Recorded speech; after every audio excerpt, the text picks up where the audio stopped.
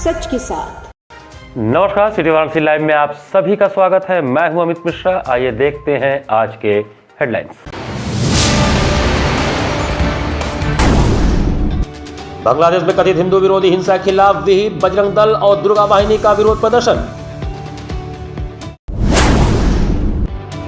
Chinese मांझे की बिक्री पर रोक का कड़ाई से पालन कराने की मांग को लेकर चलाया गया जागरूकता अभियान। नवनीता कुंवर पब्लिक स्कूल में मनाई गई महामना मालवीय एवं अटल बिहारी वाजपेयी जयंती।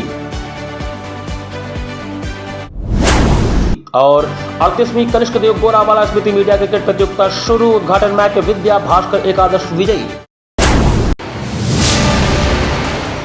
और अब समाचार विस्तार से। कॉफिन कफ सिरप मामले को लेकर एनएसयूआई के छात्रों ने महात्मा गांधी काशी विद्यापीठ में मुंह पर काली पट्टी बांधकर गांधीवादी तरीके से विरोध प्रदर्शन किया। 24 दिसंबर को सुबह 11:30 बजे महात्मा गांधी काशी विद्यापीठ विश्वविद्यालय में एनएसयूआई के छात्रों ने प्रदेश में कोडिन कफ सिरप के मामले को लेकर गांधीवादी तरीके से मुंह पर काली पट्टी बांधकर प्रदर्शन किया। एनएसयूआई कार्यकर्ताओं ने महात्मा गांधी काशी विद्यापीठ विश्वविद्यालय में गांधी जी की प्रतिमा के पास मुंह पर काली पट्टी बांधकर प्रदेश में चल रहे कोडिन सिरप के मामले पर प्रदर्शन करते हुए प्रदेश के मुख्यमंत्री योगी आदित्यनाथ पर निशाना साधा। एनएसयूआई प्रदेश अध्यक्ष ऋषभ पांडे ने कहा कि प्रदेश में इतना बड़ा मामला चल रहा है पर अभी तक कोडिन सिरप के मुख्य आरोपी शुभम जायसवाल घर पर बाबा का बुलडोजर नहीं चला पाए हैं। बाबा का बुलडोजर गोरखपुर में खड़ा कर दिया गया है। अभी तक किसी भी अपराधी के ऊपर बड़ी कार्रवाई नहीं हुई है। मध्य प्रदेश में जो नौजवान छात्रों की मृत्यु हुई उनको अभी तक न्याय नहीं मिला। जब तक बाबा का बुलडोजर और अपराधियों के घर पर नहीं चलता, साथ ही उनको फांसी की सजा नहीं होती, तब तक हम इसी तरह प्रदर्शन करते रहेंगे।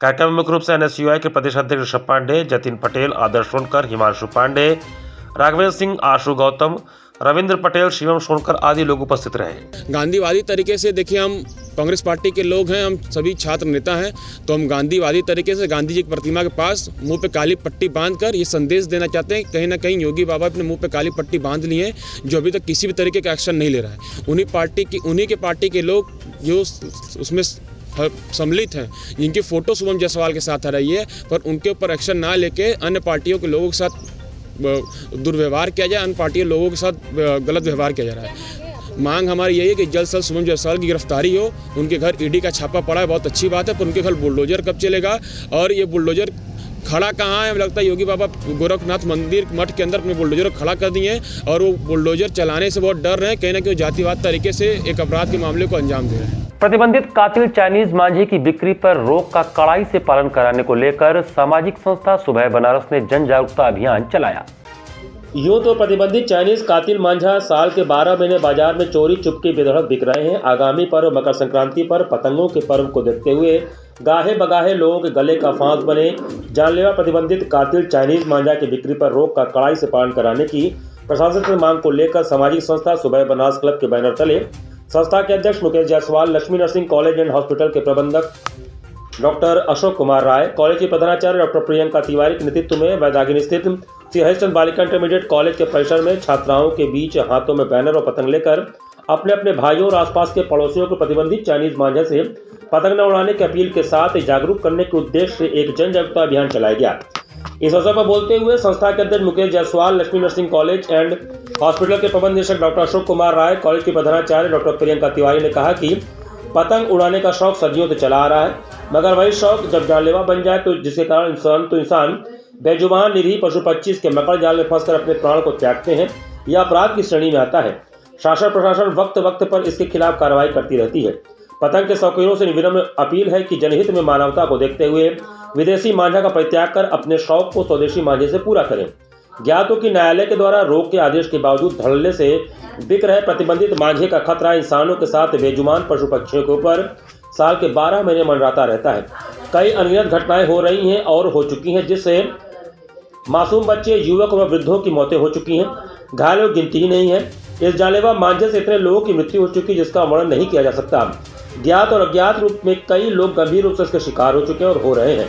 जनहित में इस पर रोक लगाना नितांत आवश्यक है। कार्यक्रम में मुख्य रूप से श्याम दास गुजराती, ललित गुजराती, बीडी टकसाली सहित सैकड़ों छात्राएं शामिल थी। नित्य प्रतिदिन जिस प्रकार से जानलेवा चाइनीज मांझा लोगों का गर्दन काट रहा है, जिससे लोग घायल भी हो रहे हैं और मौत के मुंह में भी समा रहे हैं, ये हाईकोर्ट द्वारा प्रतिबंधित है, लेकिन उसके बाद भी यह धड़ल्ले से बिक रहा है। प्रशासन भी समय समय पर जागरूकता लाती है और लोगों को का धरपकड़ करती है।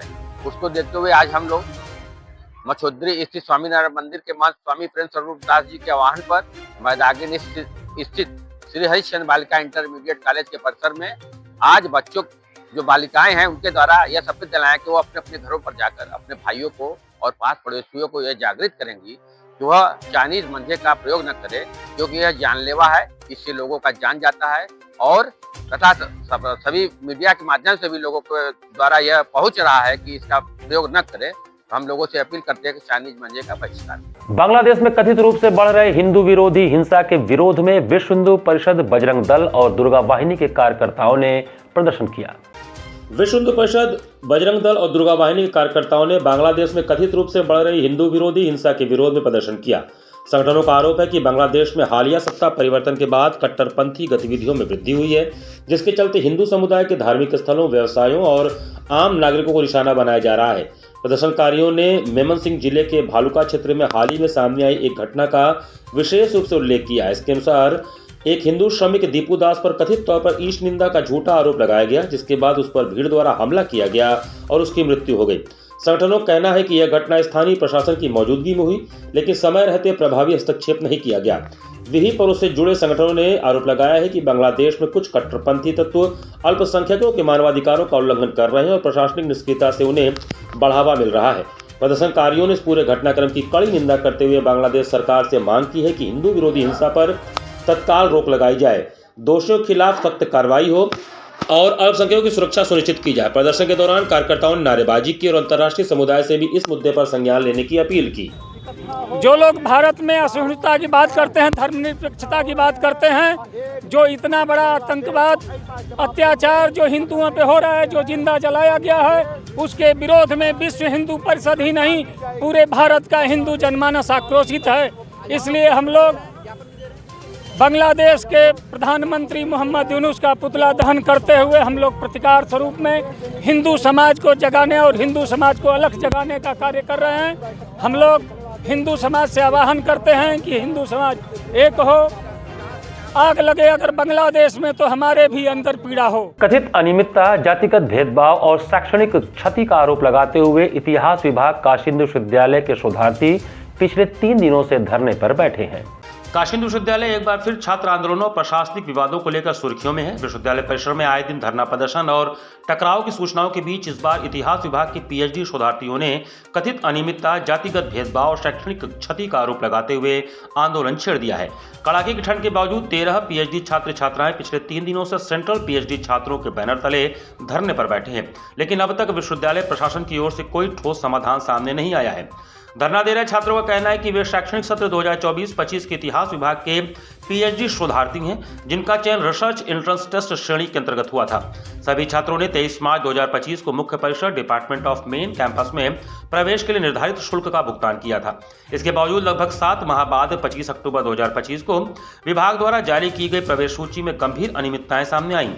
छात्रों के अनुसार इतिहास विभाग में कुल 43 सीटें थी, जिनमें 15 आरईटी एग्जेम्प्टेड और 28 आरईटी सीटें शामिल थीं।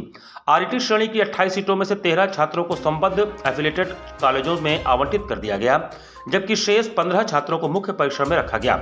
जिन 13 छात्रों को एफिलिएटेड कॉलेजों में भेजा गया वे सभी आरक्षित वर्ग से हैं, जिनमें 6 ओबीसी, 4 एससी, 2 एसटी और 1 दिव्यांग श्रेणी के छात्र शामिल हैं। वहीं डीएमसी में रखे गए 15 छात्रों में अधिकांश सामान्य वर्ग के हैं और केवल 2 ओबीसी छात्र शामिल हैं। छात्रों का आरोप है कि यह निर्णय स्पष्ट रूप से भेदभावपूर्ण है। इसी के विरोध में उन्होंने 27 अक्टूबर 2025 को विभागाध्यक्ष, परीक्षा नियंत्रक, उप कुल सचिव, कुल सचिव संयुक्त एससी एसटी ओबीसी प्रकोष्ठ को लिखित अभ्यावेदन सौंपा। इसके बाद 29 अक्टूबर को सामाजिक विज्ञान संकाय के डीन और माननीय कुलपति को भी आवेदन और ईमेल के माध्यम से अवगत कराया गया। मामले की गंभीरता को देखते हुए कुलपति द्वारा लोकपाल की नियुक्ति की गई, जिन्होंने समाधान के लिए छात्रों से कंसेंट फॉर्म भरवाने को कहा। छात्रों ने यह फॉर्म 17 नवंबर 2025 को विधिवत विभाग में जमा कर दिया। बावजूद इसके विभाग द्वारा 20 दिसंबर 2025 को पुनः वही सूची जारी की गई, जिसमें फिर से उन्हीं 13 आरक्षित वर्ग के छात्रों को एफिलिएटेड कॉलेजों में ही आवंटित कर दिया गया। छात्रों का कहना है कि सामाजिक विज्ञान संकाय के अन्य विभागों में कंसेंट के आधार पर छात्रों को डीएमसी में रखा गया, लेकिन इतिहास विभाग द्वारा उनके मामले में कंसेंट को स्वीकार नहीं किया गया। इसके बाद उन्होंने पुनः छात्र कल्याण अधिष्ठाता और कुलपति को आवेदन किया। परंतु यहां से भी कोई संतोषजनक उत्तर नहीं मिला। धरनारत छात्रों का आरोप है कि इस पूरी प्रक्रिया के दौरान वे पिछले 10 महीने से मानसिक उत्पीड़न, जातिगत भेदभाव और गंभीर शैक्षणिक नुकसान झेल रहे हैं। विवश होकर उन्होंने 22 दिसंबर 2025 से धरना आंदोलन शुरू किया है। छात्रों द्वारा उठाई गई प्रमुख समस्याएं केवल आरक्षित वर्ग के अभ्यर्थियों को ही संबद्ध महाविद्यालयों में भेजा गया। मुख्य परिसर के लिए शुल्क लेने के बाद एफिलिएटेड कॉलेजों में भेजना अनुचित है। केवल आरईटी श्रेणी के अभ्यर्थियों को ही संबद्ध कॉलेजों में भेजे जाने का कोई स्पष्ट कारण नहीं बताया गया। प्रवेश के लगभग 10 माह बाद लिया गया निर्णय न्यायसंगत नहीं है। समय समय पर दिए गए अभ्यावेदनों के बावजूद कोई ठोस समाधान नहीं किया गया। मांगों के समाधान तक प्रवेश प्रक्रिया पर अस्थायी रोक लगाई जाए, ऐसा छात्रों ने कहा। फिलहाल छात्रों का धरना जारी है और विश्वविद्यालय प्रशासन की चुप्पी से आक्रोश बढ़ता जा रहा है। यदि शीघ्र ही समाधान नहीं निकला तो आंदोलन के और तेज होने की आशंका जताई जा रही है। देखिए, हमारी बहुत सारी मांगे नहीं है। हमारी सिर्फ एक मांग है कि जब हम मेन कैंपस में एडमिशन के लिए फीस पेमेंट किए हुए हैं तो आप 10 महीने बाद केवल वंचित वर्ग के छात्रों को बाहर क्यों भेजेंगे? वो भी पिछड़ा वर्ग, दलित वर्ग और आदिवासी, OBC, SC और ST के बच्चे ही बाहर क्यों जाएंगे, जबकि उन्होंने मेन कैंपस के लिए फीस पेमेंट किया हुआ है।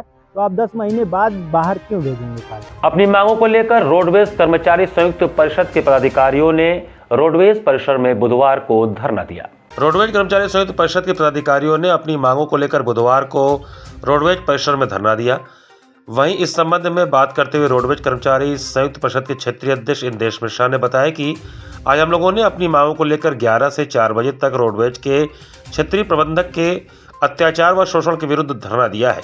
हमारी मांग है कि कमलेश यादव, कार्यालय सहायक प्रथम का निलंबन तत्काल प्रभाव से वापस लिया जाए तथा संगठन द्वारा उठाए गए बिंदुओं पर शीघ्र कार्रवाई की जाए। आज हम लोगों की 4 बजे पुनः क्षेत्रीय प्रबंधक से वार्ता है, जिसके बाद आगे का निर्णय लिया जाएगा। सड्डे का बिल 1 साल का, लघु सफाई का जांच करा ले, बिजली बिल का जांच करा ले, कैंटीन में ठीके में हेरा फेरी का, इनके द्वारा 190 ट्रांसफर स्थानांतरण नीति से ऊपर उठकर और जो प्रमोशन करते हैं उसमें परिधावधि होती है 1 साल का, उसको भी इन्होंने 1-2 महीने के अंदर अपना सिस्टम से लेन देन करके उन्होंने उसको ट्रांसफर का जो नहीं था उसको परेशान करते हैं। इसी कारण हम लोग चक्का जाम नहीं करेंगे, किसी जनता को परेशानी ना हो। हम लोग इसीलिए सभी स्टाफ को ड्यूटी पर भेजे हैं कि निगम की क्षति ना हो। हमें मोदी जी, योगी जो विश्वास है, इनकी जांच कराकर इनको यहाँ से स्थानांतरित कराएं। और हमारी मांगे हैं कि कर्मचारियों को, पदाधिकारियों का शोषण न करें। इन्होंने 190 ट्रांसफर किया है, इतिहास में 1 साल में कोई क्षेत्रीय प्रबंधक ऐसा नहीं किया। भारतीय सब्जी अनुसंधान संस्थान में IPR पोर्टफोलियो को सुदृढ़ करना विषय पर 1 दिवसीय बौद्धिक संपदा जागरूकता कार्यक्रम का आयोजन किया गया। ICAR भारतीय सब्जी अनुसंधान संस्थान वाराणसी में IPR पोर्टफोलियो को सुदृढ़ करना विषय पर 1 दिवसीय बौद्धिक संपदा जागरूकता कार्यक्रम का सफलतापूर्वक आयोजन किया गया। यह कार्यक्रम zonal technology management unit ZTMU ICAR IIVR द्वारा आयोजित किया गया और council of science and technology Uttar Pradesh द्वारा प्रायोजित किया गया था। कार्यक्रम का मुख्य उद्देश्य वैज्ञानिकों, शोधकर्ताओं और विद्यार्थियों को बौद्धिक संपदा अधिकार, प्रौद्योगिकी व्यावसायीकरण और कृषि अनुसंधान पारिस्थितिकी तंत्र में उभरती चुनौतियों के प्रति जागरूक करना था। कार्यक्रम में 400 से अधिक प्रतिभागियों ने भाग लिया। डॉक्टर राजेश कुमार, निदेशक ICAR IIVR ने उद्घाटन संबोधन में बौद्धिक संपदा के बढ़ते महत्व पर बल दिया और शोधकर्ताओं को सशक्त और सतत IPR पोर्टफोलियो विकसित करने के लिए प्रेरित किया। उन्होंने बताया कि ICAR IIVR ने 24 प्रौद्योगिकियों में 47 लाइसेंस प्रदान किए हैं, जिसमें 80 लाख रुपए से अधिक का राजस्व अर्जित हुआ है। कार्यक्रम में डॉक्टर शिवदत्त, प्रधान वैज्ञानिक IP एवं टीम यूनिट ICAR नई दिल्ली ने कृषि में IPR परिदृश्य पर व्याख्यान दिया। प्रोफेसर गीता राय, मानव एवं आणविक आनुवंशिकी विभाग, बनास हिंदू विश्वविद्यालय ने प्रक्रिया नवाचार से बाजार शक्ति तक सब्जी अनुसंधान को उच्च मूल्य IP परिसंपत्तियों में रूपांतरण पर ऑनलाइन व्याख्यान दिया। डॉक्टर SK तिवारी, वरिष्ठ वैज्ञानिक, ICAR IIVR ने भारत में IPR मुद्दे, संभावनाएं एवं करियर विषय पर व्याख्यान दिया। कार्यक्रम का समन्वय डॉक्टर इंदिवर प्रसाद, वरिष्ठ वैज्ञानिक, ICAR IIVR ने किया और धन्यवाद ज्ञापन प्रस्तुत किया। वैदिक विज्ञान केंद्र काशी हिंदू विश्वविद्यालय में बुधवार को मालवीय जयंती समारोह धूमधाम के साथ मनाया गया। बुधवार को वैदिक विज्ञान केंद्र काशी हिंदू विश्वविद्यालय के सभागार में मालवीय जयंती समारोह को प्रोफेसर रमाशंकर दुबे, राष्ट्रीय उपाध्यक्ष महामना मालवीय मिशन एवं पूर्व कुलपति गुजरात केंद्रीय विश्वविद्यालय की अध्यक्षता में बहुत धूमधाम से मनाया गया। अपने अध्यक्षीय उद्बोधन में प्रोफेसर दुबे ने कहा कि भारतीय शिक्षा व्यवस्था को नष्ट भ्रष्ट करने के लिए अंग्रेजों ने मैकाले की शिक्षा पद्धति को आगे बढ़ाया। मालवीय जी को भारतीय संस्कृति, धर्म दर्शन, भारतीय जीवन मूल्यों, संक्षेप में भारतीयता से दूर करने वाली शिक्षा के प्रति बहुत क्षोभ था। वे शिक्षा के माध्यम से समाज में परिवर्तन करने के लिए काशी हिंदू विश्वविद्यालय की स्थापना की, जहां भारतीय जीवन मूल्यों में अगाध श्रद्धा रखने वाले देशभक्त और प्राचीन तथा आधुनिक ज्ञान विज्ञान से संपन्न युवक युवतियों का निर्माण किया जा सके, जो देश की स्वतंत्रता प्राप्ति हेतु आंदोलन का नेतृत्व कर सकें और स्वतंत्रता प्राप्ति के बाद देश को आगे बढ़ाने का दायित्व निभा सकें। इस अवसर पर मुख्य वक्ता प्रोफेसर जयप्रकाश लाल, कुलाधिपति झारखंड केंद्रीय विश्वविद्यालय ने महामना मदन मोहन मालवीय जी के जीवन दर्शन एवं भारतीय संस्कृति के उत्थान के लिए किए गए उनके कार्य सहित कृषि सहित अन्य विभिन्न क्षेत्रों में योगदान की चर्चा की। उन्होंने कहा कि लॉर्ड मैकाले की शिक्षा व्यवस्था के परिलक्षित प्रभाव से भारतीय युवकों को बचाने के लिए काशी हिंदू विश्वविद्यालय की स्थापना की गई। मुख्य अतिथि प्रोफेसर संजय श्रीवास्तव, कुलपति महात्मा गांधी केंद्रीय विश्वविद्यालय मोतिहारी ने कहा कि मालवीय जी ने सामाजिक कुरीतियों से मुक्त समाज की स्थापना के लिए बहुत ही सकारात्मक प्रयास किया और महात्मा गांधी तथा डॉक्टर भीमराव अम्बेडकर के मध्य सेतु का भी कार्य किया। इस अवसर पर महामना निबंध प्रतियोगिता, महामना संभाषण प्रतियोगिता, कंठस्थ गीता श्लोक पाठ, कनिष्ठ व वरिष्ठ वर्ग की 4 प्रतियोगिताओं के विजेताओं को पुरस्कृत किया गया। इस अवसर पर मालवीय भवन के मानद निदेशक प्रोफेसर पतंजलि मिश्र, सह निदेशक डॉक्टर नारायण भट्टराई, वैदिक विज्ञान केंद्र के समन्वयक प्रोफेसर विनय कुमार पांडे, भारत अध्ययन केंद्र के समन्वयक प्रोफेसर शरदेंदु तिवारी और काशी हिंदू विश्वविद्यालय की कार्य परिषद के सदस्य प्रोफेसर उदय प्रताप शाही का अभिनंदन किया गया। स्वागत भाषण प्रोफेसर उपेंद्र त्रिपाठी, अध्यक्ष महामना मालवीय मिशन काशी हिंदू विश्वविद्यालय इकाई, संचालन डॉक्टर अनूप कुमार, सचिव महामना मालवीय मिशन काशी हिंदू विश्वविद्यालय इकाई तथा धन्यवाद ज्ञापन डॉक्टर प्रभाकर उपाध्याय, महामंत्री काशी हिंदू विश्वविद्यालय इकाई द्वारा किया गया। समारोह में उपस्थित प्रमुख लोगों में विजयनाथ पांडे, राष्ट्रीय सचिव मालवीय मिशन, प्रमील पांडे, जिला उपाध्यक्ष भारतीय मजदूर संघ, प्रोफेसर सुमन जैन, केदार तिवारी, माधवी तिवारी, दयाशंकर त्रिपाठी, संदीप शर्मा, मृत्युंजय पांडे आदि रहे। नमिता कुंवर पब्लिक स्कूल में मालवीय जी एवं अटल बिहारी वाजपेयी जी की जयंती का आयोजन किया गया। नमिता कुंवर पब्लिक स्कूल सुसोहाई स्थित परिसर में मालवीय जयंती एवं अटल बिहारी वाजपेयी जयंती 2025 का आयोजन किया गया। कार्यक्रम का शुभारंभ विद्यालय प्रबंधक राजेश कुमार राय, उप प्रबंधक प्रवीण राय, प्रधानाचार्य डॉक्टर दिवाकर राय के करकलमों द्वारा दीप प्रज्वलन एवं पुष्प अर्पण के साथ हुआ। मुख्य अतिथि प्रधानाचार्य डॉक्टर दिवाकर राय ने इस अवसर पर शुभकामनाएं देते हुए दोनों महापुरुषों को प्रेरणा स्रोत मानते हुए उनके आदर्शों का अनुकरण करने पर जोर दिया। उन्होंने कहा कि हमारे बच्चे देश का भविष्य हैं और उन्हें जागरूक किया जाना चाहिए। हमारा देश तभी सशक्त होगा जब देश का हर नागरिक देश हित को तत्पर होगा। विद्यालय के बच्चों ने दोनों महापुरुषों के बारे में भाषण देते हुए अपने विचार प्रस्तुत किए। शिवांश कक्षा 6ब का छात्र अटल बिहारी वाजपेयी के प्रतिरूप के रूप में उनकी कविता प्रस्तुत किए। साथ ही कृतार्थ, प्रगुण, दीपिका, निकुंज, मणि, अंश, तरंग ने भी कविता एवं भाषण की प्रस्तुतियां दी। मालवीय जयंती और अटल बिहारी वाजपेयी जी के जन्मदिन के शुभ अवसर पर पूर्व संध्या पर अपने विद्यालय में बच्चों को उनके बारे में जानकारी देने के लिए सभा का आयोजन किया गया है, जिसमें बच्चों को मालवीय जी देश के लिए क्या किए हैं, अटल बिहारी वाजपेयी ने राजनीतिक सिस्टम से देश में किस प्रकार के परिवर्तन किए हैं, ऐसी जानकारियां देने के लिए इस सभा का आयोजन किया गया था। बच्चों के अंदर तक कितनी रुचि देखी गई आपकी तरफ से? बच्चों के अंदर बहुत ही ज़्यादा रुचि रही है। उनको एक नई प्रकार का प्रयोग मिल रहा है देखने के, सीखने के लिए। उनको ऐसी जानकारियाँ मिल रही है जो काशी हिंदू विश्वविद्यालय के सटे हैं और उनको नहीं जानकारी थी।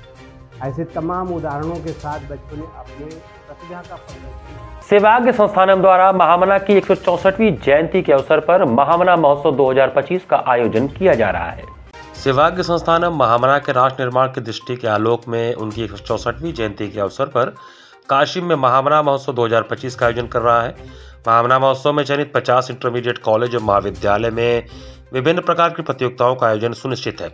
इन आयोजनों के माध्यम से काशी की युवा पौध में अपनी संस्कृति, परंपरा, ज्ञान मूल्यों एवं महामना के विचारों के प्रति जिज्ञासा एवं बोधगम्यता का अंकुरण कराने का प्रयत्न किया जा रहा है। इस महोत्सव के अंतर्गत आयोजित होने वाली प्रतियोगिताओं में लगभग 8000 विद्यार्थी प्रतिभाग करेंगे। 25 दिसंबर को महामना महोत्सव का दोपहर 12 बजे उद्घाटन होगा। महामना महोत्सव के निमित्त किया जा रहा है। महामना महोत्सव सेवाग्य संस्थानम द्वारा प्रतिवर्ष मालवीय जी की जयंती पर आयोजित किया जाता है और इसमें 8 प्रतियोगिताएं 8 अलग अलग वेन्यू पे किए जाते हैं। काशी के लगभग 60 इंटरमीडिएट कॉलेज से 8000 प्रतिभागी और ये सारे प्रतिभागी समापन समारोह जिसका स्वतंत्रता भवन में होना है 8 जनवरी को, वहाँ पर एकत्रित होंगे और जो पुरस्कार और प्रमाण पत्र सारी प्रतियोगिताएं विद्यालय में ही होंगी कि अलग अलग प्रतियोगिताएं अलग अलग इंटरमीडिएट कॉलेज में हो रहा है। सिर्फ एक प्रतियोगिता दौड़ की जो प्रतियोगिता है वो काशी हिंदू विश्वविद्यालय के MP theatre ground. City pride Montessori school की अन्नपूर्णा शाखा में विज्ञान प्रदर्शनी का आयोजन किया गया। City pride Montessori school Annapurna शाखा में मंगलवार को विज्ञान प्रदर्शनी का आयोजन किया गया। प्रदर्शनी में विद्यालय के छात्र छात्राओं ने विज्ञान से संबंधित विभिन्न विषयों पर आकर्षक मॉडल प्रस्तुत किए, जिन्हें अभिभावकों एवं आगंतुकों ने सराहा। प्रदर्शनी में छात्रों द्वारा वर्किंग एवं नॉन वर्किंग दोनों प्रकार के मॉडल प्रदर्शित किए गए। वर्किंग मॉडल में शहर के प्रमुख आकर्षण रोपवे की झलक देखने को मिली, जो प्रदर्शनी का मुख्य आकर्षण रहा। इसके अलावा Disneyland model, air purification, water power source, safe city, river clinic model, solar system, smart street project, shortcut की तथा जल चक्र जैसे मॉडलों ने सभी का ध्यान आकर्षित किया। छात्रों ने अपने मॉडलों के माध्यम से बढ़ते प्रदूषण और पर्यावरण संरक्षण के प्रति जागरूकता का संदेश दिया। प्रदर्शनी में प्रदूषण को कम करने के उपायों को प्रभावी ढंग से प्रस्तुत किया गया, जिसमें save city, air purification, solar system एवं रिवर क्लीनिंग मॉडल प्रमुख रहे। प्रदर्शनी का उद्घाटन चेयरमैन सैयद रजीउद्दीन एवं उप चेयरमैन सैयद जियाउद्दीन द्वारा किया गया। इस अवसर पर विद्यालय के निदेशक, प्रधानाचार्य सहित समस्त शिक्षक शिक्षिकाएं उपस्थित रहीं। अभिभावकों ने बच्चों के प्रयासों की सराहना करते हुए विद्यालय प्रबंधन को सफल आयोजन के लिए बधाई दी। एग्जीबिशन है टैलेंट ट्रेजर, जिसमें आप लोगों ने देखा होगा कि हमारे बच्चे किस तरीके से अपने टैलेंट को शो कर रहे हैं। बहुत सारे पेरेंट्स का रिव्यू भी देखा, आपने देखा कि सारे लोग अप्रिशिएट कर रहे हैं, सबको बहुत अच्छा लगा। Really all students have done very excellent and hard work, but at the same time whenever I am appreciating my students, I would also like to appreciate my teachers. उनका hard work and without their supports students इतना अच्छा, इतना excellent performance नहीं दे पाते। तो मैं बच्चों के साथ साथ अपने टीचर्स के हार्ड वर्क को भी, उनका ऑर्गेनाइज्ड वे और उनका जो सपोर्टिंग नेचर है बच्चों के प्रति, उसको भी अप्रिशिएट करूँगी। And at the same time I would also like to thanks and appreciate my parents, they also appreciates and helps our students. तो इन सब के मिला जुला प्रयास से हमारा ये एग्जीबिशन बहुत अच्छा हुआ है और सब लोग अप्रिशिएट कर रहे हैं, बच्चे भी बहुत खुश हैं। At the same time parents are also very happy. Namo Ghat पर आयोजित सांस्कृतिक संध्या में तेजस्विनी बालाजी भादुड़ी ने भरतनाट्यम का सुंदर प्रस्तुतिकरण किया। मंगलवार को जिला प्रशासन वाराणसी में मंडलायुक्त एस राजलिंगम तथा जिलाधिकारी सत्येंद्र कुमार की पहल पर आयोजित होने वाले सांस्कृतिक संध्या कार्यक्रम में बेंगलोर से पधारी तेजस्विनी बालाजी भादुड़ी के द्वारा भरतनाट्यम नृत्य की प्रस्तुति की गई। सर्वप्रथम तेजस्विनी बालाजी भादुड़ी ने तोड़यम के अंतर्गत पुष्पांजलि एवं काउत्वम गणेश वंदन की प्रस्तुति दी। तत्पश्चात महादेव व शिव शंकर स्तुति नृत्य प्रस्तुत किया। अंत में कडेगोले तेरेन्ना चिन्नावे के अंतर्गत कृष्ण लीला प्रस्तुति कर वहां बैठे सभी दर्शकों के हृदय को मोहित किया और इस प्रकार तालियों की करतल ध्वनि के साथ कार्यक्रम का सुंदर समापन हुआ। कार्यक्रम का संचालन एवं धन्यवाद ज्ञापन तरुण कुमार सिंह ने किया। कार्यक्रम संयोजक अंशुमान महाराज रहे।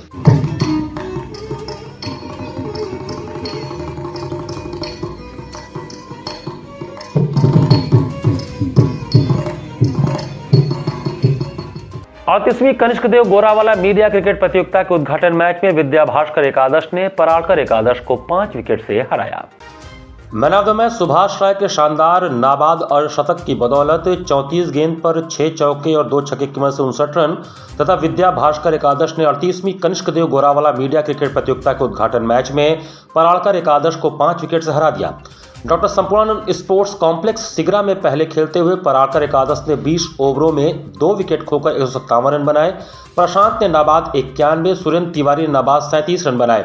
विद्या भास्कर एकादश की तरफ से अभिषेक सिंह ने 1 विकेट लिया। जवाब में खेलने उतरी विद्या भास्कर एकादश ने 19.2 ओवरों में ही 5 विकेट खोकर जीत दर्ज कर लिया।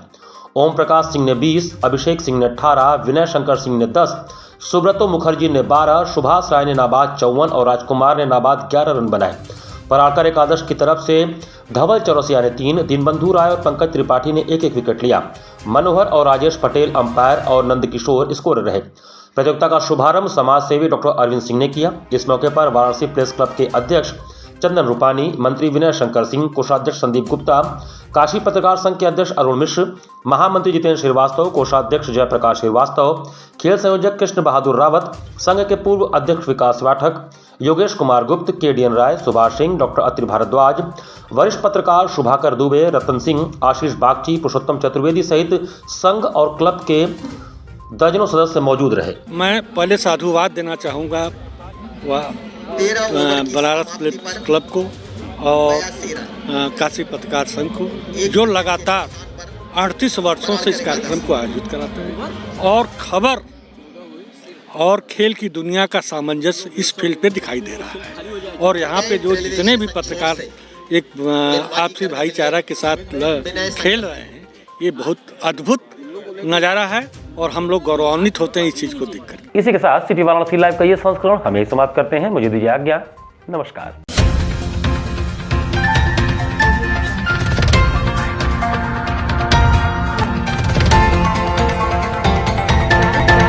लाइव सच के साथ।